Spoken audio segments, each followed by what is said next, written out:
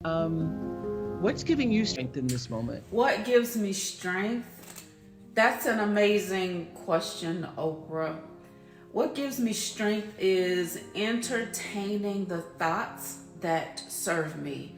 In a time like this, the thoughts that elicit love and joy and hope are what's most important for me to focus on.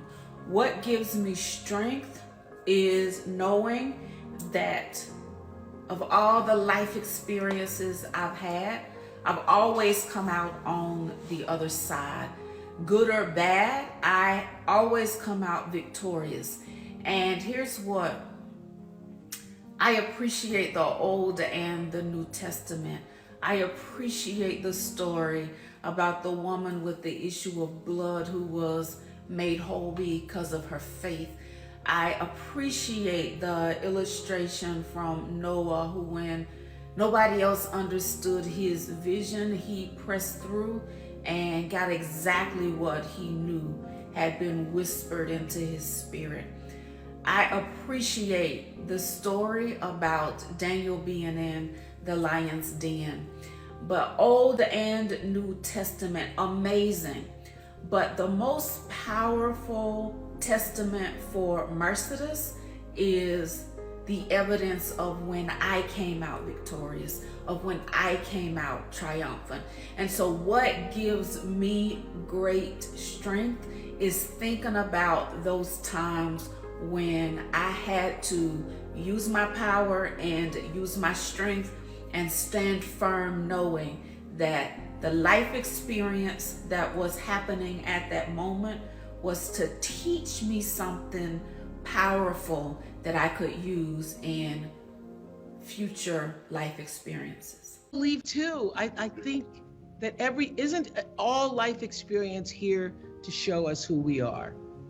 Absolutely. Life experience is here to show us who we are and to really help us realize our skills and abilities, tap into our gifts and our talents, and where we have love and joy and peace, really work to intentionally maximize it, and where correction is necessary, for us to course correct so that the next time we have an experience, we can apply that specific knowledge again so we come out on the other side triumphant. I think for the first time, people who were before invisible, they were the invisible men and women to a lot of people in our country and other countries, have now have the title of essential. Essential. Yes, Oprah. The heart, we can't see it, but it's clear that it's the lifeline because it keeps the blood running warm in our veins. The brain, we don't know the intricacies of how it works, but it's clear that it is why we are able to live and move and have our being. Even the big toe and the pinky toe, we don't recognize and acknowledge the balance that it brings to our standing and to our forward movement as it takes its position on that foot. And such is the same in our society. When we become more intentional, when we become more aware, when we practice intentionally the power of now, that's when we will all day, every day realize that those people who were once considered invisible, they are as much a part of the forefront of how we function as the heart and the brain and the pinky toe. You think our lives have been permanently altered and that we will take that alteration and be more united as I do believe that our lives have been permanently altered. To acknowledge that is one thing. To embrace it is something altogether different. Will it cause us to be more united as we continue to move forward? Here's what. It depends on what your mindset was going into this state of our society and our world, and it depends on what you decided to do with the knowledge, with the information, and with the experience. We do have the opportunity to come together and to be more united. The question becomes, will we make the decision individually and collectively to do such?